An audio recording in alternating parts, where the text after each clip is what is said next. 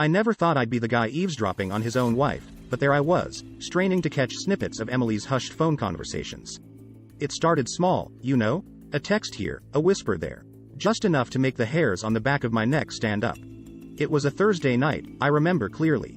Emily thought I was asleep, but how could I? My mind was racing, replaying the moments she'd been acting off. She was in the living room, her fingers dancing over her phone's screen like a pianist during a solo. I couldn't see her face, but I could feel the secrecy in the air. It was thick, almost suffocating. A week later, the plot thickened. She was on a call, voice low, words flowing out in a careful trickle. I was in the hallway, just out of sight. I can't talk now. He's here, she whispered, sending a chill down my spine. Who was she talking to? Why the secrecy? It was like living in a bad spy movie. I couldn't take it anymore. I confronted her the next day, my voice more of a plea than an accusation. Emily, is everything okay? You've been different. Her eyes darted away before meeting mine, a rehearsed smile plastering her face. It's just work stress, John. You know how it gets. But the unease in her voice, the slight tremor, told a different story. I wanted to believe her, God, I did. But doubt is like a seed. Once planted, it grows, creeping into every crevice of your mind. Emily's late-night texts, her hushed calls, they were watering that seed, and I was helpless to stop it. There was no going back now. I was caught in the web of suspicion, every action of Emily's scrutinized under the lens of my doubts. The woman I loved, the woman I trusted, had become a stranger, and I was left grappling with the shadows of uncertainty. It was just the beginning, the first chapter of a story I never wanted to be a part of. But there it was, unraveling before me, one suspicion at a time.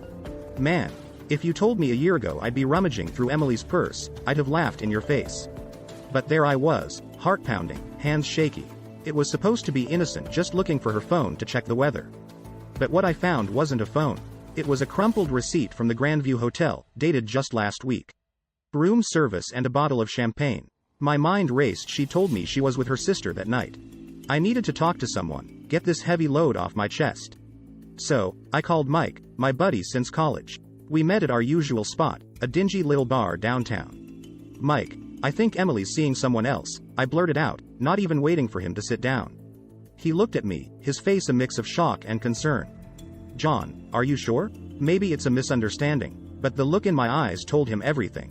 Okay, man, what do you want to do? I had already made up my mind. I needed to know the truth. That evening, I told Emily I was working late, a lie to uncover another. I parked my car down the street, my heart a ticking time bomb.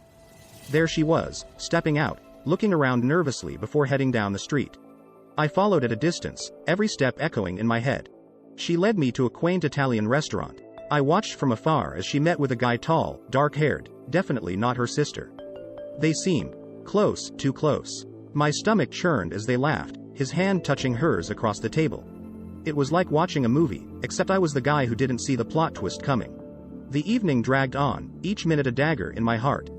Finally, they left, heading in opposite directions. I drove home, a storm brewing inside me. The evidence was right there, yet part of me still hoped it was all a big misunderstanding. But deep down, I knew.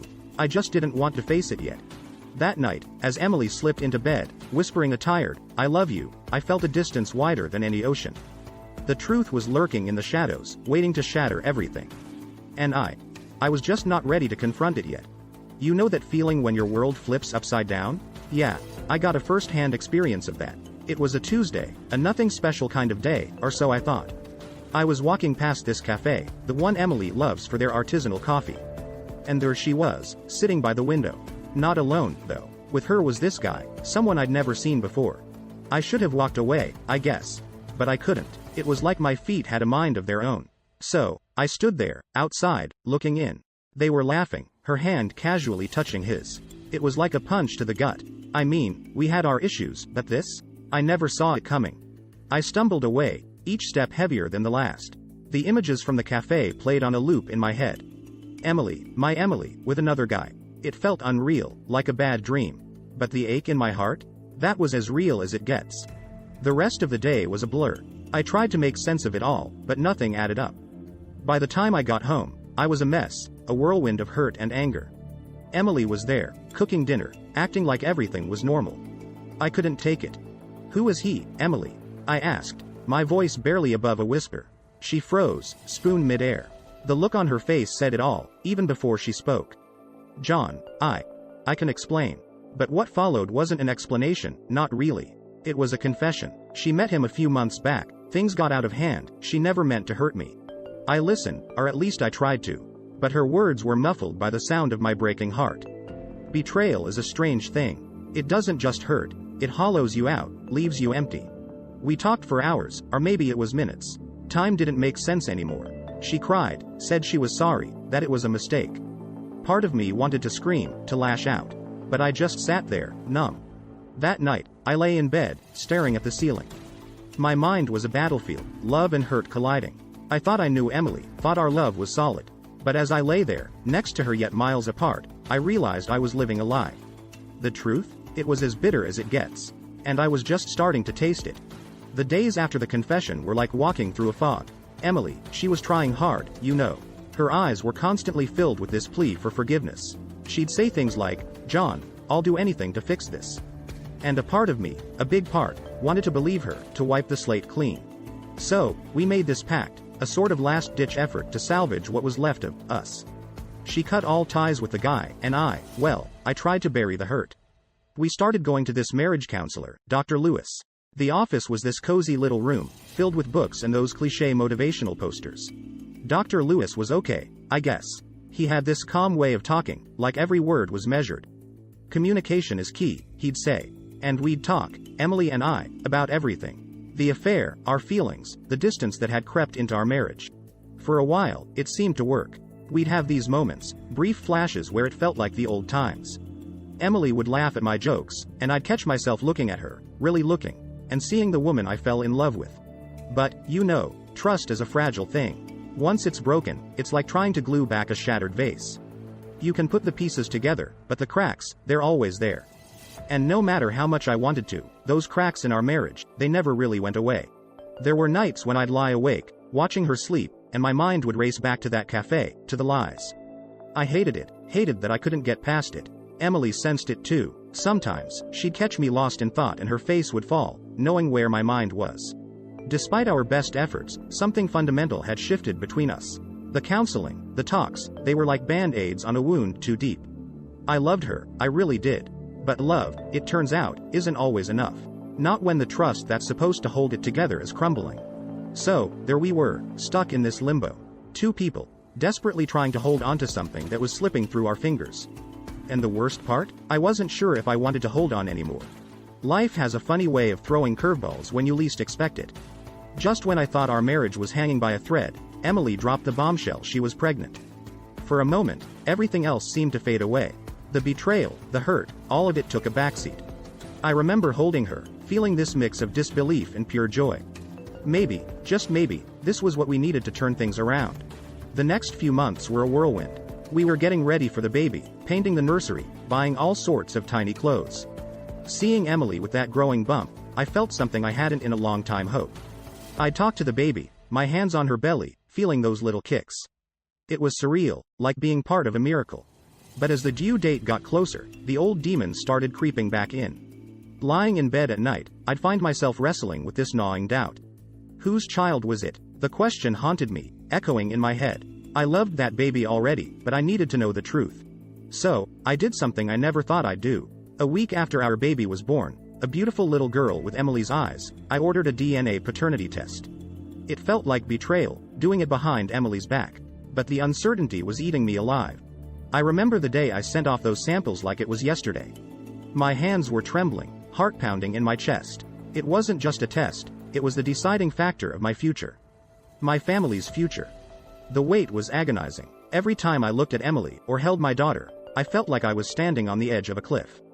The possibilities played over and over in my mind. What if she's mine? What if she's not? Then the results came. I opened the email, my breath caught in my throat. And there it was, black on white. I wasn't the father. The room spun around me, and I felt like I was falling into an abyss of hurt and betrayal all over again. I stared at my daughter, sleeping peacefully in her crib. She was innocent in all this, a tiny beacon of joy in a sea of chaos. I loved her, I realized, regardless of what that test said. But could I live with the lie? Could I be the father to a child that wasn't mine, with a woman who had broken my trust? It was the hardest decision I ever had to make. And as I sat there, Holding that piece of paper that tore my world apart, I knew things were about to change. All over again. The moment I opened that envelope, it was like time stood still. Not the father. Those 3 words echoed in my head, a deafening silence that drowned out everything else. I sat there, the paper trembling in my hands, feeling like my entire world had just crumbled into dust. I couldn't think, couldn't breathe. My daughter, the little girl I had been talking to every night, dreaming of teaching her to ride a bike, to swim. She wasn't mine. The pain was indescribable, a mix of betrayal, loss, and this deep, hollow emptiness. I must have sat there for hours, just staring at those words. It was Emily who found me, her face lighting up when she saw me holding the envelope. "So, you did the test," she said, a cautious hope in her voice. But when she saw my face, her smile faded. "John, what does it say?" The words came out in a whisper, my voice a stranger to my own ears. "I'm not the father, Em." Her reaction was a mix of shock, guilt, and this deep sorrow. She reached for me, but I couldn't bear her touch. Not then. The room felt stifling, the walls closing in on me. I needed answers, the whole truth. "Who is he, Emily? Who's the father?" I asked, my voice steadier now, but with a sharp edge of pain. She broke down, tears streaming down her face. "It was just one time, a mistake. His name is Mark, from work. I never meant for this to happen, John. I swear, I never meant to hurt you." Her words, her sobs, they were like a distant storm. I could see her, hear her, but I was detached, lost in a sea of betrayal. "How, Emily, how could you do this to us?" We talked, or rather, she talked, and I listened. The story of her affair unfolded, each word another weight on my already sinking heart. She spoke of loneliness, confusion, a moment of weakness. But all I could hear was the lie my life had become. After she finished, the silence was overwhelming. There was nothing left to say, no words to fix the broken pieces scattered around us. I looked at her, really looked at her, and saw the woman I had loved, trusted, and built a life with. But she was a stranger now, her face a map of roads I no longer recognized. I walked out of that room, out of the house, not knowing where I was going. I just needed to breathe, to feel something other than the crushing weight of my shattered world. The night air was cool against my skin, a stark contrast to the burning chaos inside me. As I wandered the empty streets, the reality of it all began to sink in. My marriage, my family, my future, everything had changed in the span of a single evening. And as the stars blinked down at me, indifferent to the turmoil below, I realized it was the end of one chapter and the beginning of another. A chapter I never wanted, never asked for, but was thrust upon me all the same. I never thought I'd be sitting in a lawyer's office discussing how to end my marriage. Life's funny that way, throwing you into situations you swore you'd never be in. But after everything that happened, staying with Emily wasn't an option anymore. I needed to move on, for my own sanity. The lawyer's office was this cold, impersonal space, all sharp angles and sterile colors. It felt fitting, considering the nature of my visit. Mr. Henderson, the lawyer, was a no-nonsense kind of guy. He laid out the papers in front of me, his voice steady and impersonal. "We'll need to decide on how to handle the custody arrangements, assets, all of that." Custody. The word hit me like a truck. My daughter, well, not biologically mine, but mine in every way that counted. What would happen to her? I was torn between the hurt and the love I felt for that little girl. "I want what's best for her," I said, my voice barely above a whisper. Mr. Henderson nodded, jotting down notes. We went over everything: the house, our savings, the car. It felt surreal, dividing up the life we built together into columns and numbers. Each item we listed was a memory, a piece of a dream that I once thought would last a lifetime. Drafting the divorce papers was a lengthy process. Mr. Henderson explained each clause, but I was only half listening. My mind kept drifting back to Emily, to the way things used to be. But every time I thought of the good times, the betrayal sneaked in, tainting those memories. By the time I left the office, the papers were ready for Emily to sign. I felt a strange mixture of relief and profound sadness. A part of me still loved her, despite everything. But another part, the part that was hurt and betrayed, knew this was the only way forward. The drive home was a blur. I kept thinking about how to tell Emily, how to start this final, painful conversation. I knew it would break her, but the trust between us was already shattered beyond repair. When I got home, Emily was in the kitchen. She looked up, her eyes searching mine for a sign, any sign, of what was coming. I took a deep breath and handed her the envelope. "I've filed for divorce," I said. The words hung in the air between us, heavy and final. Her reaction was a mix of tears and pleas. "John, we can work this out," she sobbed. But I was past the point of no return. I had given her a chance, and she had broken everything we had. "I can't, Em. I just can't do this anymore." That night, I slept in the guest room, the sound of her crying echoing through the walls. It was the hardest night of my life, letting go of the woman I loved, the life I thought we had. But sometimes, the hardest decisions are the ones that are most necessary. As I lay there, staring at the ceiling, I realized this was just the beginning. The beginning of a long, hard journey of healing and finding myself again. But for the first time in a long time, I felt a flicker of hope, a sense that maybe, just maybe, there was a light at the end of this dark tunnel. I remember staring at the divorce papers on the kitchen counter, feeling like I was standing at the edge of a cliff. Part of me wanted to just walk away, forget all about them. Emily was still Emily, the woman I'd loved for so long. It wasn't easy, trying to let go of that. But then, there were the lies, the betrayal. It felt like a wound that just wouldn't heal. Every time I looked at her, I remembered the cafe, the DNA test, all of it. It was like living with a ghost, a constant reminder of what we had lost. I was lost in these thoughts when Emily walked in.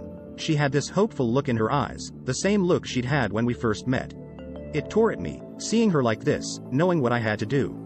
"John, can we talk?" she asked, her voice trembling.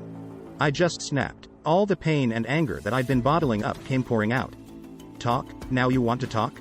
I picked up the papers and threw them at her, my heart pounding in my chest.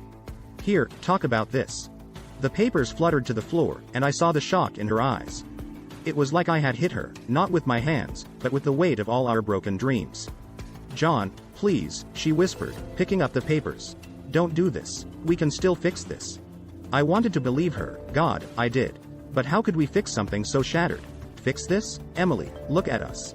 We're a mess. You lied to me, betrayed me. How can we build anything on that? She was crying now, tears streaming down her face. "I made a mistake. I'm so sorry, John. I never wanted to hurt you." Her words, they should have been a bomb, but they just felt like salt on an open wound. We stood there, in the middle of our kitchen, surrounded by memories of a happier time. But it was like we were in two different worlds. I couldn't cross back into hers, not after everything. I told her it was over.